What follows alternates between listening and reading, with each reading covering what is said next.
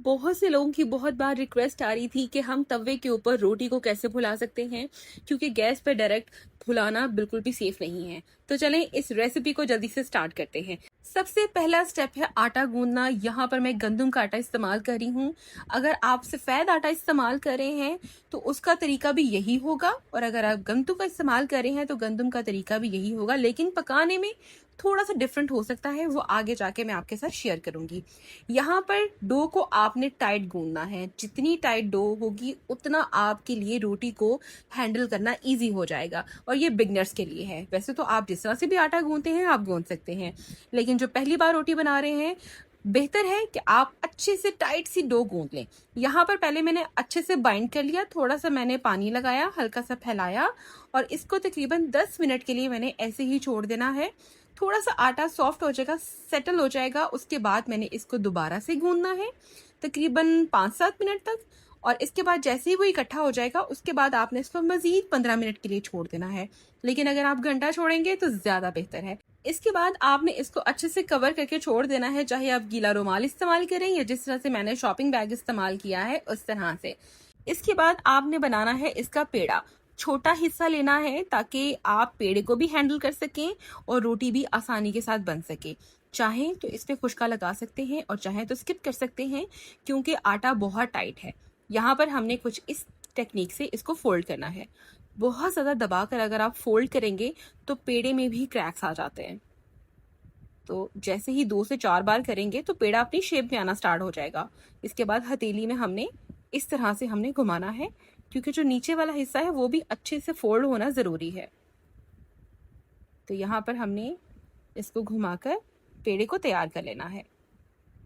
पेड़े को तैयार करने के बाद चाहे तो इसको थोड़ी देर के लिए छोड़ सकते हैं, क्योंकि आटा जितना अच्छे से सेट होता है रोटी उतनी अच्छी बनती है। अब इसके बाद रोटी बनाने से पहले हमने पेड़े को भी फ्लैट करना होता है। एक दफ़ा हम खुश्के से कोट करेंगे और कुछ इस टेक्निक से हमने पेड़े को इस तरह से किनारे इसके फ्लैट कर लेने हैं। इस तरह से हथेली में रखना है और यूं दबाकर आपने फ्लैट करना है। अगर ये तरीका आपको समझ नहीं आता तो यहाँ पर आप रखें बिल्कुल फ्लैट, और इस तरह से आप दबाकर इसको थोड़ा सा बढ़ा सकते हैं, क्योंकि हमने किनारों को थोड़ा सा ज़रा पतला करना होता है। थोड़ा सा हमने इस तरह से रोटी को सेट कर लिया है, क्योंकि इस तरीके से बेलने से रोटी बिल्कुल गोल बनेगी। थोड़ा सा मैं इस तरह से इसको फ्लैट करती हूँ। तो चलें अब इसको बेलना स्टार्ट करते हैं। थोड़ा सा मैंने इस पर खुशका लगा दिया है और इसके बाद हल्के हाथों से हमने इसको बेलना है। अब यहाँ पर डो टाइट है जिसकी वजह से रोटी बिल्कुल भी ख़राब नहीं होगी। ये देखें, अगर चिपकती भी है तो अपनी शेप बिल्कुल भी ख़राब नहीं करती। और यहाँ देखें मैंने ज़्यादा खुशका भी नहीं लगाया, जो खुशका चिपक गया है उसको हल्का सा मैं जो है ना फैला रही हूँ, तो इतना इनफ होगा, क्योंकि बहुत ज़्यादा खुशका लगाने से भी रोटी बिल्कुल पापड़ बन जाती है। तो पहले ही मैंने जो है ना डो को टाइट रखा है ताकि ज़्यादा खुशका इस्तेमाल करने की ज़रूरत ना पड़े। तो यहाँ पर ये देखें रोटी हमारी तैयार है। ना इसको आपने ज़्यादा मोटा करना है और ना ही पतला, क्योंकि बहुत पतली रोटी होगी तो भी नहीं फूलेगी। इसके बाद आपने तवे को पहले अच्छे से गर्म कर लेना है। तवा अगर गर्म नहीं होगा तो रोटी जो है ना आपकी पापड़ बन जाएगी।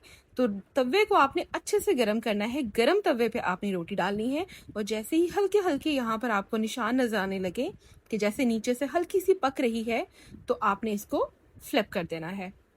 अब जैसे ही आपने फ्लिप करना है उसके बाद आपने जो नीचे वाला हिस्सा है उसको एक दफ़ा सेट करने के बाद कि कहीं चिपक ना जाए, दोबारा उठाना है और इसको अच्छे से कुक करना है एक हिस्से को, जब तक आपको हल्के हल्के से उसमें फूल नजर ना आने लगे।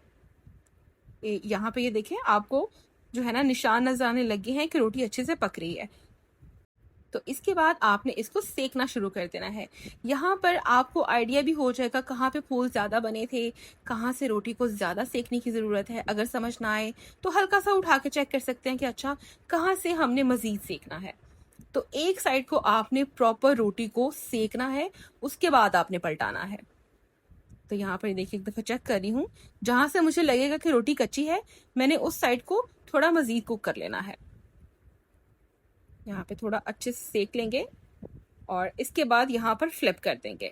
और जैसे ही हम ये देखें हल्का सा भी रुमाल रखते हैं तो साथ ही रोटी ने फूलना शुरू हो जाना है।